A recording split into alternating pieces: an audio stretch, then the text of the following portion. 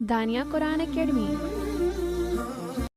یہ قرآن وہ رستہ دکھاتا ہے جو سب سے سیدھا ہے، اور مومنوں کو جو نیک عمل کرتے ہیں بشارت دیتا ہے کہ ان کے لیے اجر عظیم ہے۔ نحمده ونصلي على رسوله الكريم اما بعد فاعوذ بالله من الشیطان الرجیم بسم اللہ الرحمن الرحیم۔ السلام علیکم ورحمۃ اللہ وبرکاتہ۔ امید ہے آپ سب خیریت سے ہوں گے، انشاءاللہ جہاں ہوں گے ایمان اور صحت کی نعمت سے مالا مال ہوں گے۔ ہاں جی، تو آغاز کرتے ہیں ہم اپنے آج کے سبق کا دعاؤں کے ساتھ، تو چلیے شروع کرتے ہیں۔ اللہم صلی علی سیدنا و مولانا محمد وعلی آل سیدنا وعلى آل سيدنا ومولانا محمد وبارك وسلم۔ رب اشرح لي صدري ويسر لي أمري واحلل عقدة من لساني يفقه قولي۔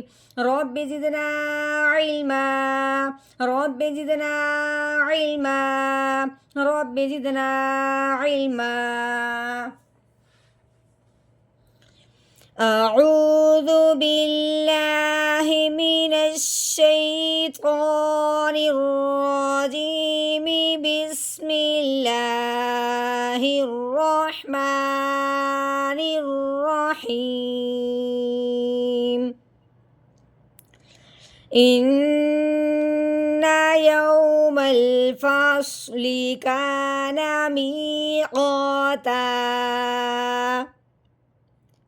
یہ الف ہے، الف کے نیچے زیر آنے کی وجہ سے الف حمزہ بن گیا، ٹھیک ہے۔ الف کے اوپر زبر زیر پیش آ جائے اس الف کو الف نہیں پڑھتے، اس الف کو حمزہ پڑھتے ہیں، ٹھیک ہو گیا۔ آگے پہلا قاعدہ یہاں سے جاری ہوگا کہ نون کے اوپر کیا آ گئی ہے؟ شد آ گئی ہے، یعنی کہ یہ جو تین دندوں والی ہے اس کو شد کہتے ہیں، تشدید بھی کہتے ہیں، اور یہ شد جس حرف کے اوپر آئے اس حرف کو مشدد کہتے ہیں، ٹھیک ہو گیا۔ ہاں جی، مشدد حرف جس حرف کے اوپر آئے وہ پچھلے والے کو اپنے ساتھ ملا لیتا ہے۔ یہ تو ہر تشدید والا جو حرف ہوتا ہے ایسے ہی کرے گا، ٹھیک ہے۔ پیچھے حمزہ ہے، آگے نون ہے، نون کے اوپر شد ہے، اب حمزہ کو نون کے ساتھ ملا دیا جائے گا۔ لیکن خاص بات یہ ہے کہ جب یہ شد نون کے اوپر آتی ہے تو وہاں پہ ایک قاعدہ جاری ہوتا ہے، کس بات کا؟ غنے کا، کیونکہ نون اور میم پہ، یہاں میم نہیں ہے لیکن اس کے ساتھ اکٹھا قاعدہ اس لیے میں نے بول دیا، نون اور میم پہ جب یہ شد آ جائے تو نون اور میم پہ ہمیشہ غنہ کرتے ہیں، ٹھیک ہو گیا۔ اب ہم نے حمزہ کو نون کے ساتھ تو ملانا ہی ہے، یہ تو ہر مشدد حرف کرتا ہے، لیکن غنہ کرنا یہ ہر مشدد حرف نہیں کرتا۔ حمزہ نون زیر ان، یہ جو ان کی ہے نا یہ غنہ ہے، ٹھیک ہے۔ اب نون کے اوپر کیا لگی ہوئی ہے؟ زبر، نون زبر نا، ان نا۔ آگے یا ہے، یا کے اوپر زبر ہے، آگے دیکھیں واؤ کے اوپر کیا لگی ہوئی ہے؟ جزم۔ یہ جو دالنما بنی ہوئی ہے چھوٹی سی، اس کو جزم کہتے ہیں۔ یہ جزم جس حرف کے اوپر آ جائے اس حرف کو ساکن کہتے ہیں۔ ہر ساکن حرف جو ہوتا ہے وہ پچھلے والے کو اپنے ساتھ ملا لیتا ہے، ہر ساکن حرف کی یہی روٹین ہے، ٹھیک ہے، کہ پچھلے والا حرف جو بھی ہوگا وہ اگلے حرف کے ساتھ مل جائے گا۔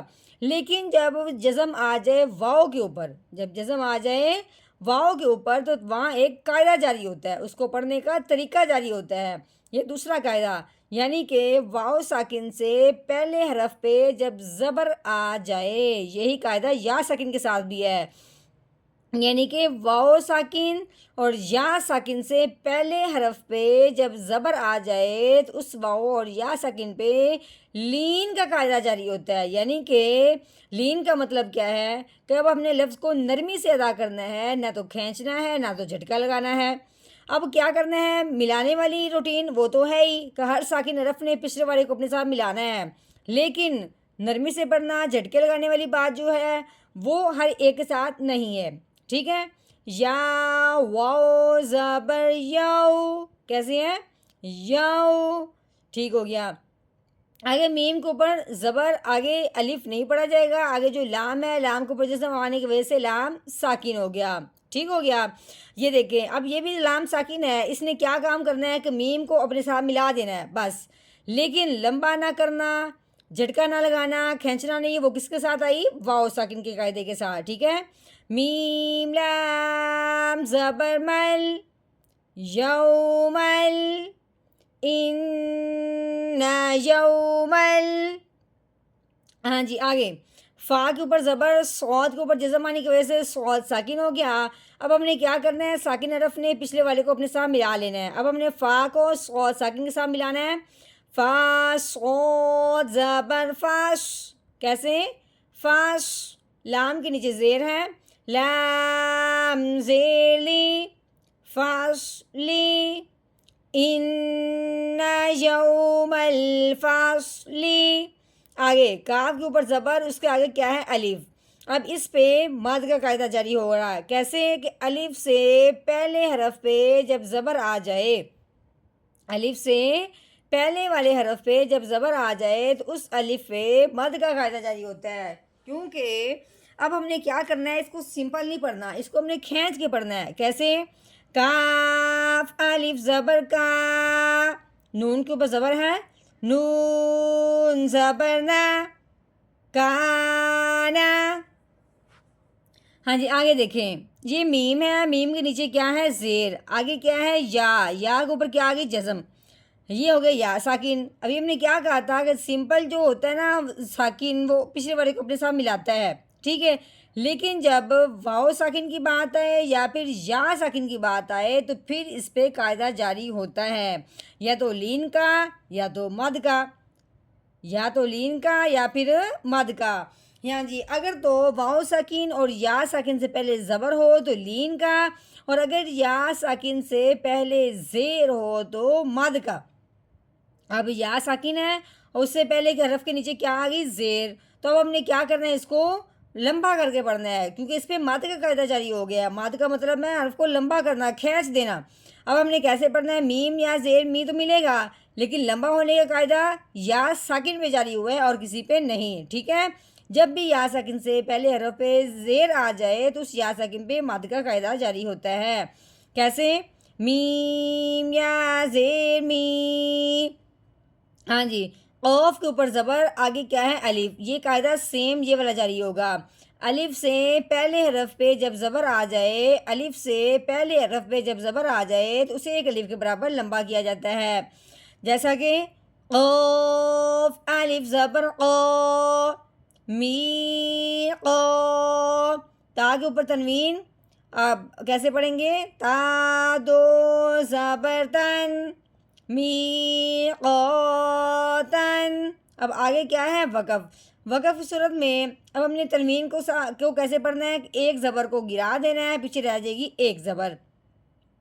اب ہم نے کیا کرنا ہے؟ جب ایک زبر رہے گی تو پھر کون سا قاعدہ جاری ہو گیا؟ مد کا. جیسے ہم نے یہاں پہ الف سے پہلے ایک زبر تھی، یہاں پہ جب الف سے پہلے ایک زبر ہوگی تو یہاں بھی مد کا قاعدہ جاری ہوگا.